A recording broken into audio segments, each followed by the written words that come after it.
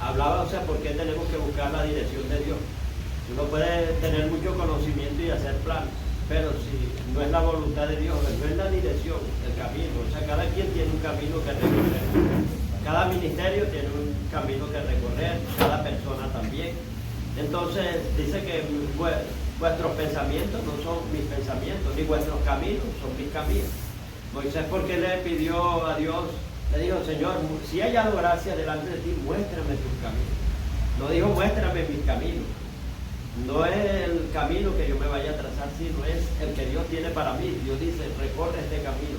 Cada quien tiene una dirección que va a recorrer. Yo no me puedo meter en el camino del otro. Entonces, aquí también en el ministerialmente tenemos que saber qué vamos a hacer. Como le dije, el 15 de diciembre, Dios nos dio, o sea, el panorama profético que ya está escrito, que es la palabra más segura, que iba a haber multiplicación, la multiplicación de maldad que ya está en escena. Todo eso ya está en escena, la apostasía está en escena, y también las tinieblas, la ceguera espiritual, o sea, estamos en la séptima iglesia. Nos dijo, o sea, cómo era la posición que teníamos que hacer, pero eso es a nivel universal, a nivel general, y que tenemos que meternos más en oración, más búsqueda, mayor búsqueda, la palabra, adoración y comunión con el Espíritu Santo. Pero ya el 1 de enero nos dio la palabra, otra palabra ya de la dirección ministerial aquí, como tenemos que hacer como ministerio. Nos dijo que teníamos que ser perseverantes, marchar hacia adelante y prohibido parar, prohibido estancarse. Y también que nos había dado territorio, claro, en fe, que tenemos que conquistar y tomar posesión. Entonces, vamos a ver, o sea, cómo poder tomar posesión, o sea, para que esa palabra profética se cumpla, cuál es nuestra responsabilidad y deber. Bueno, para eso nos metimos 7 días de ayuno buscando dirección.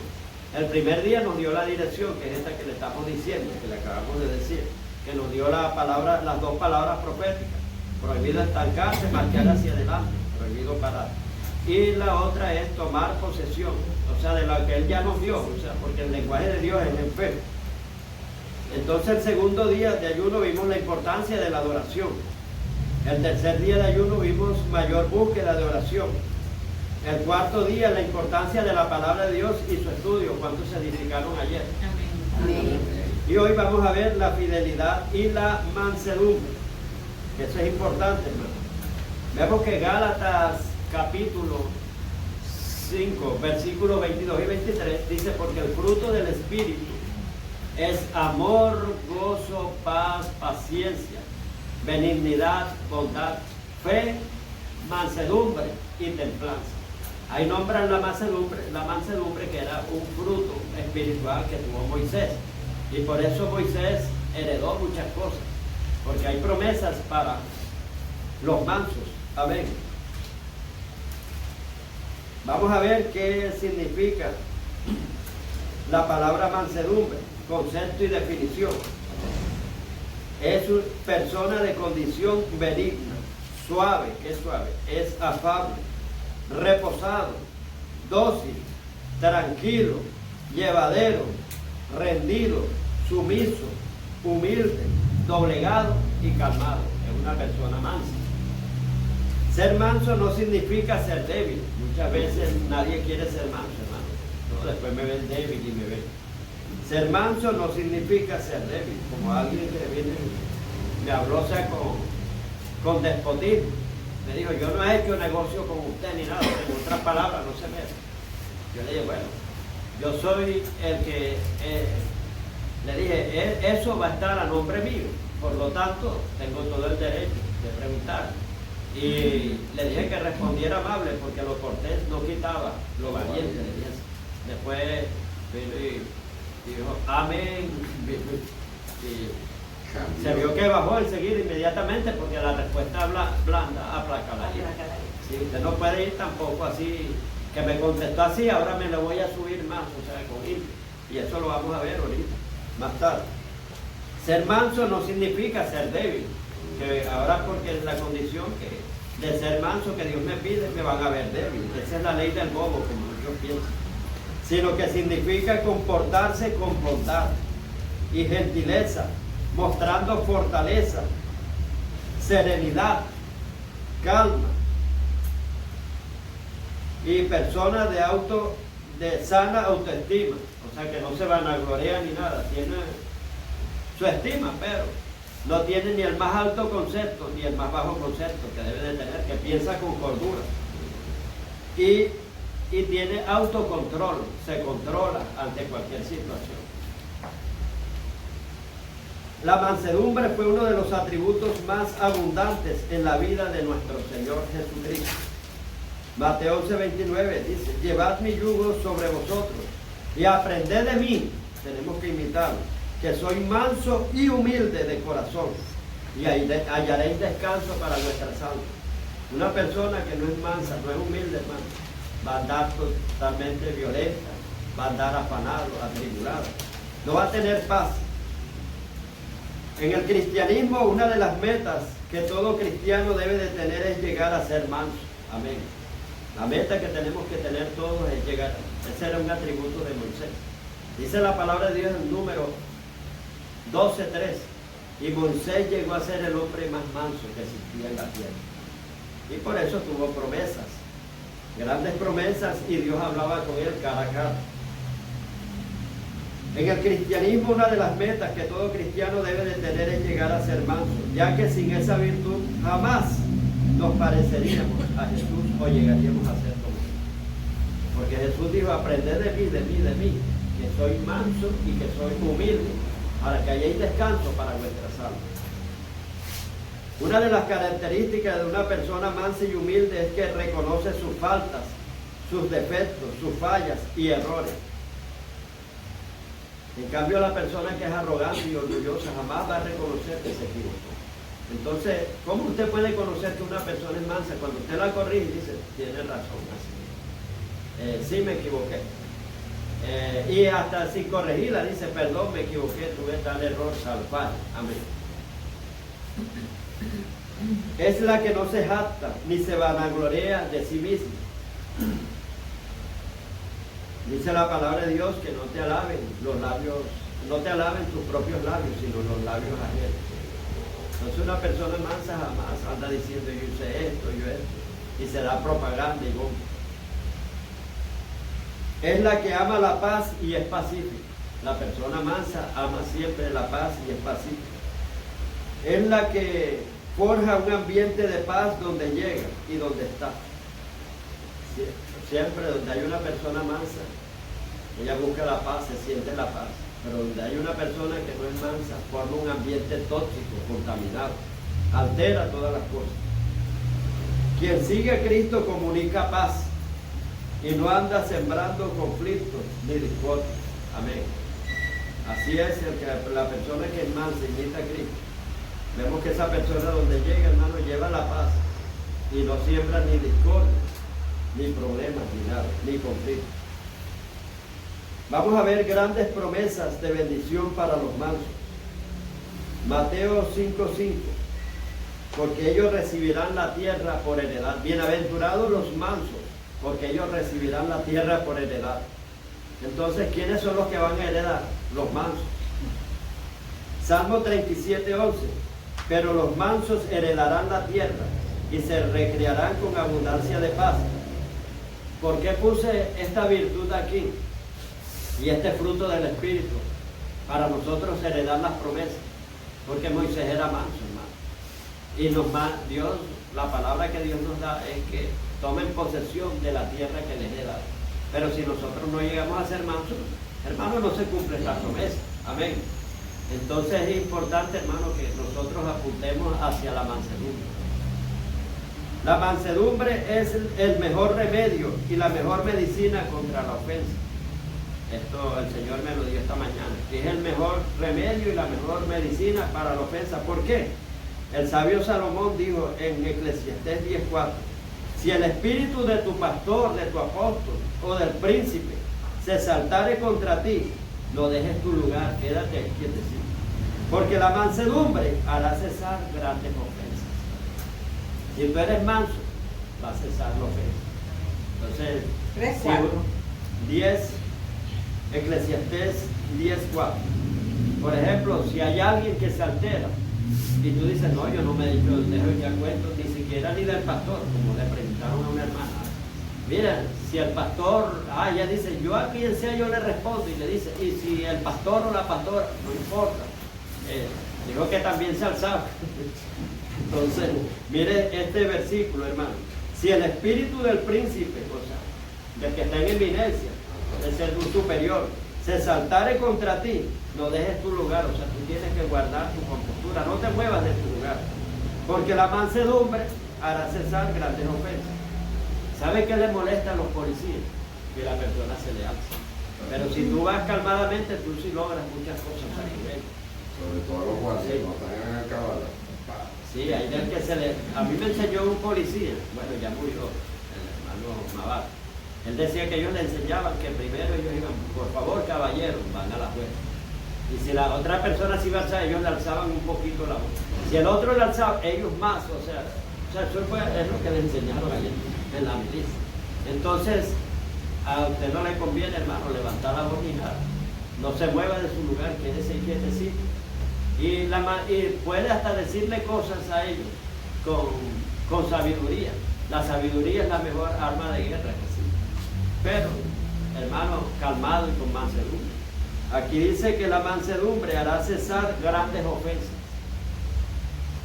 Vemos que también la mansedumbre nos da salvación y atención por reverenciar y ser temeroso a la palabra de Dios. Isaías 66, 2b dice, pero miraré a aquel que es pobre y humilde de espíritu, que tiembla mi palabra. O sea, ese es el que se va a salvar, ese es el que Dios va a dejar. Amén. El que es humilde. Y una persona humilde es un manso. Y que tiembla mi palabra, o sea, que tiene reverencia a la palabra. Santiago 1:21 dice, por lo tanto, desechando toda inmundicia y abundancia de malicia, recibid la palabra de Dios implantada con mansedumbre, la cual puede salvar vuestras almas. O sea, si tú eres manso, hermano, vas a obtener la salvación, porque no le vas a llevarle al contrario a la palabra. Como decía nuestra hermana acá, que a veces hay personas que empiezan a buscarle detalles, a buscarle cosas, tratar de llevarle la contraria a la palabra. Buscando la debilidad. Sí, entonces aquí tú tienes la palabra, tienes que recibirla con mansedumbre. Dice, la cual puede salvar vuestras almas. También vas a andar en el camino de Dios. En el camino de Dios, olvídate que los que no son mansos van a entrar ahí. Ahí caminan son los mansos. Yo, o sea, por muchos años no entendí este versículo que les voy a decir, hermano, de Isaías 35:8, donde dice que el Señor hará un camino. 32:9, perdón. Dice, 35:8. Dice que nos hará caminar por el camino de la santidad. Y dice, y por muy torpe que sea, no se extraviará de este camino. Yo decía, bueno, ¿por qué hay tantos extraviados en el camino de Dios? No entendía. Y dice que por muy torpe que sea, no se extraviará. Pero entendí que son los mansos, hermano. Los que son llevaderos, se dejan llevar, Dios le dice, métete por aquí. O sea, es bonito trabajar con una persona llevadera, pero con el que te lleve la contraria, hermano, así es que eso es fuerte, trabajar con una persona, o sea, que a todo, por todo es un conflicto, a todo le lleva la contraria, saca detalles de lo mínimo, de todo, no, que esto no se puede hacer por esto y esto, y todo es así. Pero aquí dice que por muy torpe que sea, no se extraviará de ese camino. Solo los mansos pueden recorrer este camino, no hay más nadie, hermano, que recorra este camino, sino solo los mansos. Salmo 32:9 dice, no seas como el mulo, no seas como el caballo, como el mulo, sin entendimiento, como dice el chavo, requete bruto. Dice, no seas como el caballo, como el mulo, sin entendimiento, que han de ser sujetados con cabestro y con freno, porque si no, no se acercan. Entonces, es mejor, hermano, ir donde Dios le diga, mansamente, recorriendo este camino. Y dice que por muy torpe que sea, hermano, que no tenga mucho conocimiento, pero si se deja llevar, ese se va a salvar. Hay gente que tiene bastante conocimiento y no se salva, porque sabio en su propio, no, yo sé lo que estoy, pero mire que por ahí hay que ir más. no importa, yo sé. Y se mete por otro camino, hermano, se lo come el tigre y el león. Pero el otro, el manso, el temeroso dice, no, yo voy a dejarme porque este es un guía y este me está guiando. Entonces vemos que esto nos otorga también la salvación, hermano. Ahora vamos a ver la importancia de la fidelidad, de ser fiel. Primera de Timoteo 1:12 dice, doy gracias al que me fortaleció, a Cristo Jesús nuestro Señor, porque me tuvo por fiel poniéndome en el ministerio. ¿Cuándo fue puesto Pablo en el ministerio? ¿Cuándo lo pusieron en el ministerio? Cuando fue hallado fiel. O sea que uno de los requisitos indispensables para abordar un ministerio es ser fiel. De una persona infiel no se puede poner. Primera de Timoteo. Primera de Timoteo 1:12. Dice, doy gracias, este es Pablo hablando, al que me fortaleció, a Cristo Jesús nuestro Señor, porque me tuvo por fiel poniéndome en el ministerio.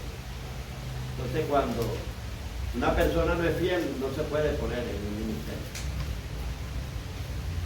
Filipenses 2:19 al 23. Me gustaría que abordáramos esta escritura. Filipenses 2:19.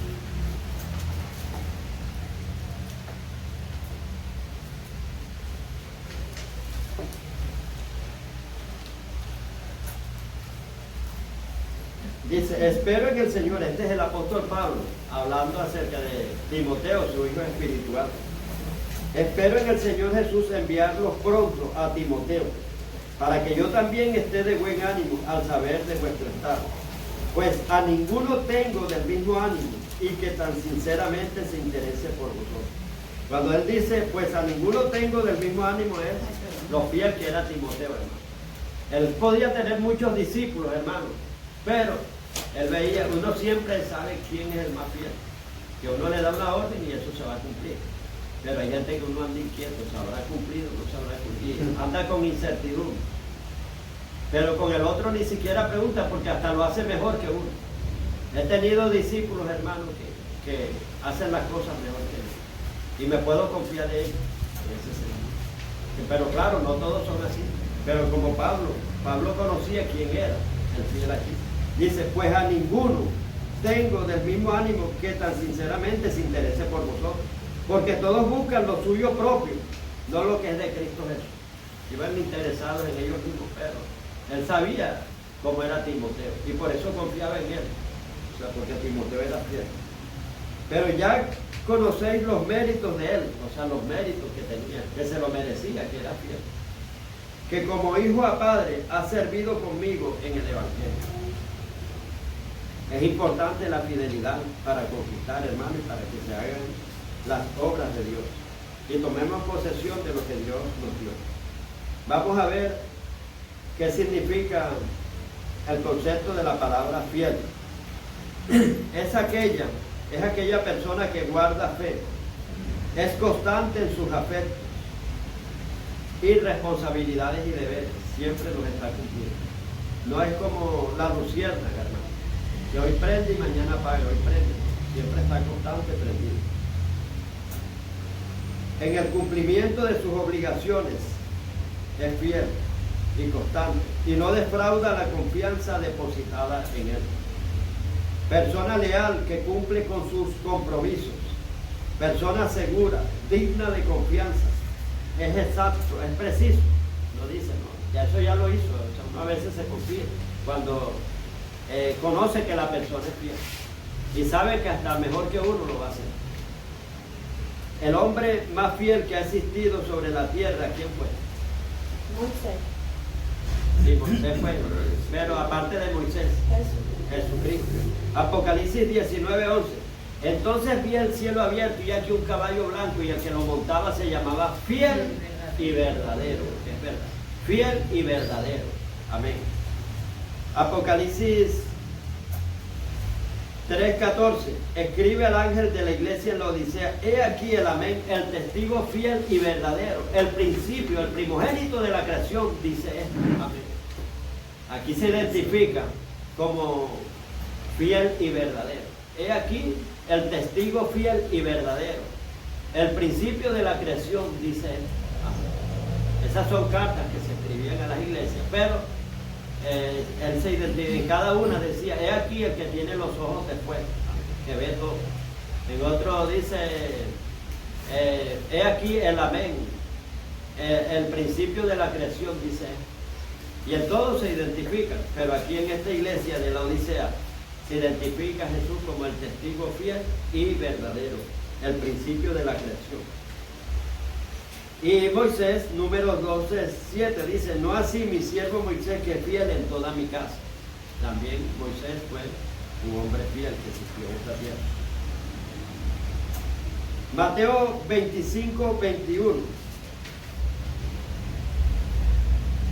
Y su Señor le dijo, bien, buen siervo y fiel, sobre lo poco has sido fiel, sobre lo mucho te pondré, entra en el gozo del Señor. Mira, hermano, los beneficios que tiene el ser fiel. Vas a entrar en la presencia, en el gozo de Dios. Y si tú eres fiel en lo poco, en las pequeñas cosas, el Señor en lo mucho te pondrá. Hermana Muriel, ya sabes, usted emprendió una obra y se hizo cargo con el evangelista, amén, los miércoles. Si usted es fiel en eso, hermano, no importa que quede usted sola, mi esposa puede dar testimonio de eso. Que estuve en un ejército, hermano, donde nos murieron como 30 y pico, 35 personas, miembros, o sea, para evangelizar. Yo apenas era, hermano, un soldadito y que ni conocía casi de la palabra Estábamos recién llegados. ni de Biblia, estábamos recién llegados. Y los demás hermanos me llevaban con estatura. Tenía un mentor que era el que nos llevaba, maestro de nosotros. Hermano, y quiero decirle que de ese grupo fueron desertando. Hasta nosotros quedamos, o sea, con el niño, con Carlos David, que estaba pequeño. Y los demás abandonaron, hasta el maestro también que nos dirige. Y fíjense dónde Dios nos ha puesto ahora. Si tú eres fiel en lo poco, en lo mucho te pondrá el Señor. Y la promoción viene así, no vas a enseguida a saltar y enseguida quedar en la cúspide, no, esto es escalón por escalón. Ese es el principio de promoción, ser fiel en lo poco. Y si eres fiel en lo poco, en lo mucho te pondrá el Señor. Y dirá, entre en el gozo del Señor, no menosprecies el día de las pequeñeces, que después termina aburrido, ¿no? Esto de evangelizar y quedado yo solo, nadie viene ni nada. Pero si tú estás con Dios, si Dios está conmigo, ¿quién contra mí? Ese fue el principio por el que yo siempre me guié y fue el éxito de mi ministerio. Siempre llegué a pensar que no es difícil salvar a Jehová con mucho o con poco. En muchos grupos me abandonaron, quedé solo.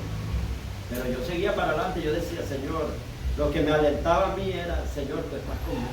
Y si tú estás conmigo, tú eres multitud. Iba a una célula, un grupo me asignaba, quedaba solo. Pero yo seguía para adelante, hermano, nunca.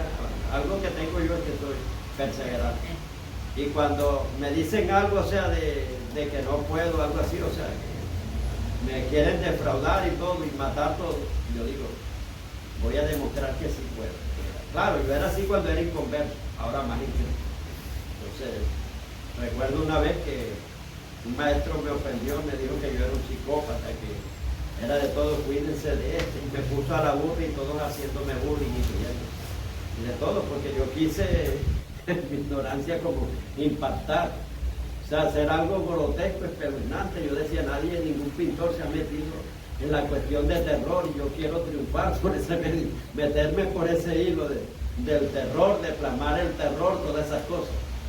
Y después cuando lo vio el profesor de nosotros tenía una debilidad, que era, usted sabe, y cuando llegó enseguida, qué monstruosidad esto empezó a hacer. ¿Quién hizo esto, este horror? Y digo, he tenido pesadillas, 3 días de pesadillas con ese cuadro. No he podido dormir ni nada. Cuídense del que hizo. ¿Quién lo hizo? Y enseguida todo silba, y todos los ojos quedaron clavados de mí. Y yo, hermano, y claro, me dio rabia porque todos empezaban a burlarse de mí. Y yo decía, este profesor se cree que yo no sé de arte, que no tengo noción de arte. Pero le voy a demostrar que sí, que soy lo contrario. Desde ese día me metí en la biblioteca estudiando más arte, de todo profundizar. Después hice un cuadro que lo tiene el hermano mío, que se llama Simetría, en el cual plasmé, o sea, una sinfonía de colores azules con planos geométricos y de todo, que se veía una estructura, se veía unidad, se veía de todo. Y cuando él llegó, ¿quién hizo este cuadro? Este cuadro, qué hermoso, qué obra de arte, mire, aquí hay equilibrio, aquí hay unidad, sincronizó este color con este, lo equilibró. ¿Quién lo hizo? Sí, después le dijeron, lo felicito, así es que sigue esa línea. Le sacó el... Pero yo no me di por vencido, hermano, de tirarme ahí a llorar y desanimado y que me entró de eso. No, no, hermano.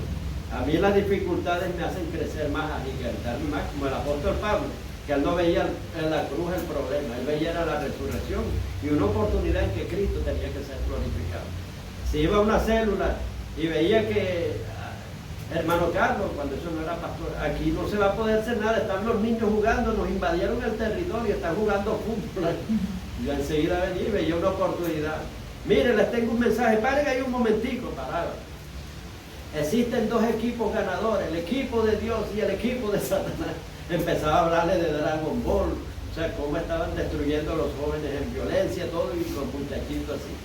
¿Quién quiere pasarse al equipo ganador de Cristo? Yo. Bueno, vamos a hacer la oración de fe, y enseguida venían los demás.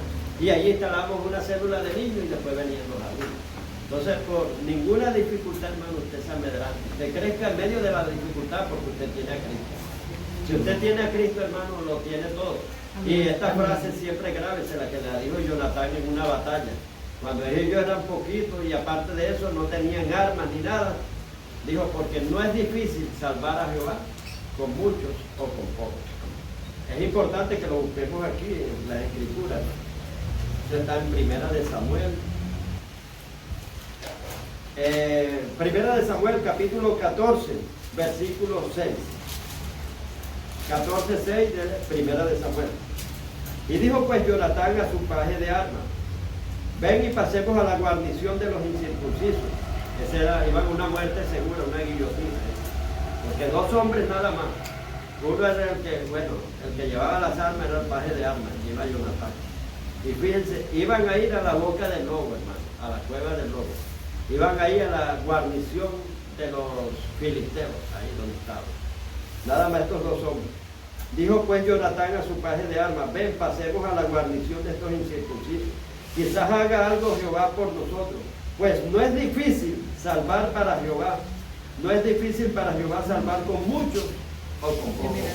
Así que usted solo puede atender una célula si lo dejan botado y abandonado. Usted solo puede evangelizar también. Claro, yo buscaba los medios, porque yo soy hombre. Entonces, a veces le tienen miedo, ¿no? Que este es un atracador, llega y que va a evangelizar y nos atraca aquí. Yo llevaba al hijo mío a Carlos David, tenía como 8 años. Y me daba la palabra y como veían al niño me dejaban pasar. Siempre vaya con Biblia, hermano. Amén. Porque, no, que voy a llevar celular. Identifíquese, hermano, con una Biblia. Entonces, le pueden robar el celular, por andar con el celular sacándolo en la calle. sí, entonces, grábese esta consigna, porque no es difícil salvar a Jehová con mucho. Siempre mi confianza estuvo en Dios, no en el hombre, no en los que me acompañaban. Que ay, me siento seguro, vale. Hermano, usted tiene que tener la convicción de que Dios está con usted. Si Dios está conmigo, dice, ¿quién contra mí? Ese es el principio más grande para la guerra espiritual y para tener éxito en todo. Hermano, muchos te van a abandonar a veces, vas a quedar solo, estos son gajes del oficio. Hay veces tú sacas cuenta y me van a acompañar tanto y a veces no va ninguno. Yo, o sea, con el hijo mío hacíamos obras, que si estaban como 20 y después nada más me llevaba el hijo mío que tenía como 8 o 9 años. Y ahí hacíamos la obra y yo no me ponía a quejar que fulano no vino y no sé quién no vino. Si no vinieron, gloria a Dios, porque todos los premios que le iban a dar a ellos, los galardones, ahora me lo dan a mí, el mío más el de ellos. Y si yo me pongo a quejarme, hasta pierdo el mío también. No me dan nada. Entonces, hermano, Dios no es injusto para olvidar las buenas obras. Yo recuerdo, ¿no? Que creo que fue una conversación que le escuché a usted y al pastor Arón, que aquí cuando enviaron a evangelizar a una ciudad, a un país, y le evangelizó una sola persona. Así, no, yo se lo dije a usted que... Y esa persona, son miles. Ese es Billy Graham. Tenía 12 años cuando lo evangelizaron. Era una campaña como de 10 días hicieron una inversión pero bien grande, usted sabe que se gasta bastante. Y nada más se convirtió ese niño. Y viene el pastor y le dijo el evangelista, le dijo al Señor, Señor, me hiciste mover, gastar tanto dinero por un muchachito. Hermano, y mire ese muchachito, todas las almas. Y murió casi, le faltaban unos días para cumplir 100 años. Tuvo largura de vida. El pastor de los presidentes, consejero. Y ganó pero multitudes. Y desde que empezó, desde los 12 años, nunca se descarrió ni un mal testimonio. Y el Salmo 62, 11 dice que él paga a cada uno conforme a su obra. Así es, sea bueno o sea malo. Y no se preocupe que nadie lo sabe. Mire, dice la palabra de Dios en Eclesiastés. Dijo el sabio Salomón, ya lo último, ya cerrando Eclesiastés ya. Terminó reconociendo. Dice, el fin del discurso leído se concluyó. Es este, teme a Dios y guarda sus mandamientos, porque ese es el todo del hombre. Porque Dios traerá toda obra encubierta que esté tapada, sea buena o sea mala. Entonces lo bueno lo va a recompensar y lo malo lo va a castigar. Entonces no que nadie me está viendo, que el pastor ni siquiera ve los sacrificios pero Dios, hermano, se está viendo, es más importante. Fíjense, ni siquiera me dio una palmadita y fulano que hizo algo, no hace nada, es una aragana, él lo para felicitar. Hermano, Dios te ve en los secretos y te va a recompensar. Yo prefiero recibir recompensa de Dios y no del hombre. Así es. Hemos concluido, hermano, Dios les guarde y Dios les bendiga grandemente.